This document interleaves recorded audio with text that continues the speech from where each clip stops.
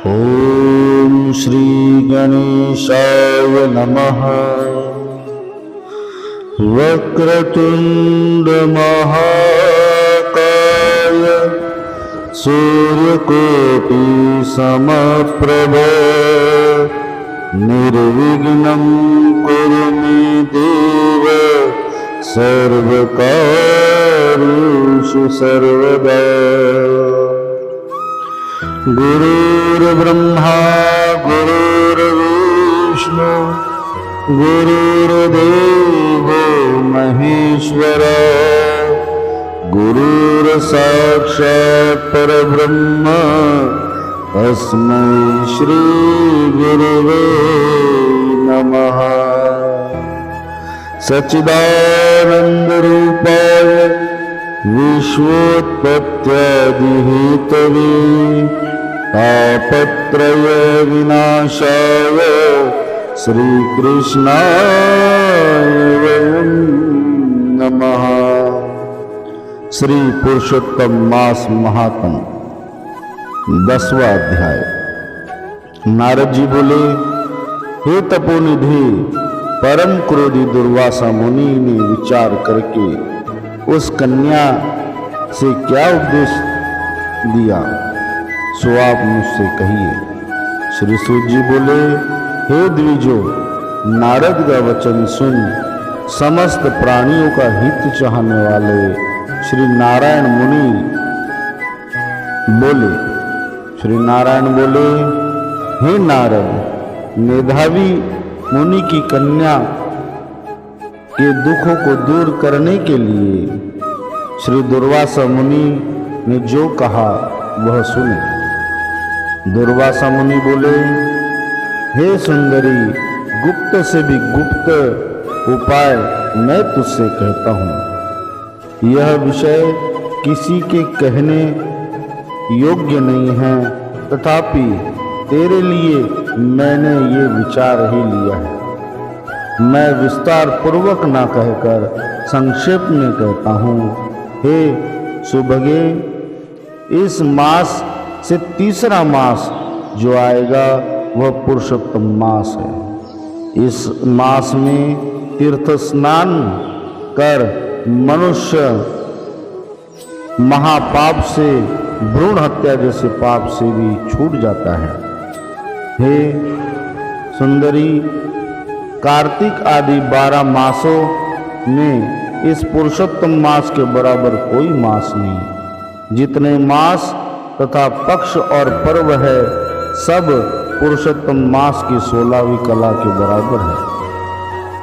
12,000 वर्ष गंगा जी में स्नान करने से जो फल प्राप्त होता है वही फल इस पुण्य मास में किसी भी तीर्थ में केवल एक बार स्नान करने से प्राप्त होता है।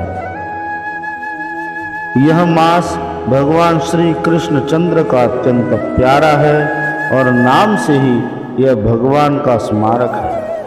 इस मास में पुरुषोत्तम भगवान की सेवा पूजा करने से समस्त कामनाएं सिद्ध होती है। अतः इस पुरुषोत्तम मास का तू शीघ्र व्रत कर। पुरुषोत्तम भगवान की तरह प्रसन्नता पूर्वक मैंने भी इस मास की सेवा की है। एक समय की बात है, राजा अम्बरीश ने मुझे एकादशी के व्रत के पारायण में भोजन के लिए आमंत्रित किया था। मैं स्नान करने के लिए गया तो वहाँ राजा अम्बरीश का एकादशी का पारण करने का मुहूर्त बीता जा रहा था, इसलिए ऋषि ने उन्हें आचमन करने के लिए कहा। निर्जला व्रत रखने वाले उस राजा अम्बरीश को जब जल पिया हुआ मैंने जाना, तब क्रोध में आकर मैंने राजा अम्बरीश को समाप्त करने के लिए एक कृत्या उत्पन्न की और राजा अम्बरीश के पीछे छोड़ी। राजा अम्बरीश की रक्षा स्वयं भगवान का सुदर्शन चक्र करता था। उस कृत्या को समाप्त करके वो सुदर्शन चक्र मेरे पीछे लग गया। मैं तीनों लोकों में उस सुदर्शन चक्र से बचने के लिए भ्रमण करता रहा। भगवान ब्रह्मा जी, भगवान शिव और स्वयं नारायण भी उस सुदर्शन चक्र से मेरी रक्षा नहीं कर पाए। तब इसी पुरुषोत्तम मास के सेवन, व्रत और अनुष्ठान से ही वो सुदर्शन चक्र शांत हुआ और मेरे प्राणों की रक्षा हुई। श्री कृष्ण बोले, हे राजन, दुर्वासा का वचन सुन। भावों की प्रबलता के कारण असूया से प्रेरित वह कन्या मूर्खतावश दुर्वासा से बोली। कन्या बोली, हे ब्राह्मण, हे मुनि, आपने जो कहा वह मुझे रुचता नहीं है। माघ आदि मास कैसे कुछ भी फल न देने वाले हैं? कार्तिक मास कम है, ऐसा आप कैसे कह सकते हैं? सो कहिए, वैशाख मास सेवित हुआ क्या इच्छित कामों को नहीं देता है? सदाशिव आदि से लेकर सब देवता सेवा करने पर क्या फल नहीं देते? अथवा पृथ्वी पर प्रत्यक्ष देव सूर्य, जगत की माता देवी क्या सब कामनाओं को देने वाली नहीं है? श्री गणेश क्या सेवा पाकर इच्छित वर नहीं देते हैं? व्यतिपात आदि योगों को और शर्व आदि देवताओं को भी सबको उल्लंघन करके पुरुषोत्तम मास की प्रशंसा करते हुए क्या आपको लज्जा नहीं आई? यह मास तो बड़ा मलिन और सब कामों में निंदित है। हे मुनि, इस रवि की संक्रांति से रहित मास को आप श्रेष्ठ कैसे कह सकते हैं? सब दुखों को छुड़ाने वाले परम श्री हरि को मैं जानती हूँ। हे देव, दिन रात श्री हरि का चिंतन मैं जानकीपति राम और पार्वतीपति शंकर के सिवा और किसी को नहीं देखती हूँ। हे विपेंद्र, अन्य कोई भी देवता ऐसा नहीं है जो मेरे इस दुख को दूर करे। अतः हे मुनि, इन सब फलदाताओं को छोड़कर कैसे इस मलमास की स्तुति आप कर रहे हैं? उस कन्या का यह वचन सुन दुर्वासा मुनि अत्यंत क्रोध में भर उठे, परंतु थोड़ा विचार किया कि पहले ही ये कन्या अपने पिता की मृत्यु के कारण और विवाह न होने के कारण दुखी है, और इसे यदि मैं श्राप दे दूं तो ये जीवित ना रह पाएगी। तो अपने क्रोध को अपनी बुद्धि से शांत करते हुए श्री दुर्वासा मुनि बोले, दुर्वासा बोले, हे मित्र पुत्री, तेरे ऊपर मेरा कुछ भी क्रोध नहीं है। हे निर्भाग्य, जो तेरे मन में आए वैसा कर। हे बाले, और कुछ भविष्य कहता हूँ सुन।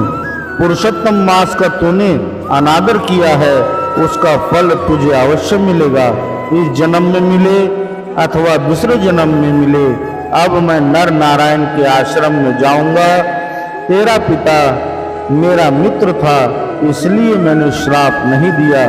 तू बाल भाव के कारण अपने शुभाशुभ तथा हिताहित को नहीं जानती। शुभाशुभ भविष्य की कोई टाल नहीं सकता। अच्छा, हमारा बहुत समय व्यतीत हो गया, हम जाते हैं, तेरा कल्याण हो। श्री कृष्ण बोले। ऐसा कहकर दुर्वासा मुनि वहां से शीघ्र चले गए। दुर्वासा मुनि के जाते ही पुरुषोत्तम भगवान की अपेक्षा करने के कारण कन्या निष्प्रभा निस्तेज हो गई। तदनंतर बहुत देर तक कन्या ने सोच विचार कर यह निश्चय किया कि देवताओं के भी देवता, तत्काल फल देने वाले पार्वतीपति शिव की तप के द्वारा आराधना करूं। हे मृत, मेधावी ऋषि की कन्या ने मन में इस प्रकार निश्चय करके अपने आश्रम में रहकर भगवान शंकर के कठिन तप करने को तैयार हो गई। श्री सूत जी बोले, बहुत फलों के दाता लक्ष्मीपति को और वैसे ही सावित्रीपति ब्रह्मा को छोड़कर एवं दुर्वासा के प्रबल वचन की निंदा कर वह ऋषि कन्या अपने आश्रम में ही अंधक को मारने वाले शंकर की सेवा के लिए तत्पर हुई। यहाँ विचार करने योग्य यह बात है, जब दुर्वासा मुनि इस कुमारी कन्या के आश्रम में आए तब उसने उन्हें शंकर स्वरूप जाना और शंकर स्वरूप जानकर दुर्वासा मुनि की सेवा की। वो जानती थी कि दुर्वासा मुनि जो है ये भगवान भोलेनाथ के ही अंश रूप है, यदि वो कुछ कह रहे हैं तो मेरे भले के लिए ही कह रहे हैं, ऐसा विचार करना चाहिए। परंतु व्यक्ति दुख में अंधा हो जाता है और अपने से श्रेष्ठ की बातें भी वो सुन नहीं पाता, उस पर विचार नहीं कर पाता।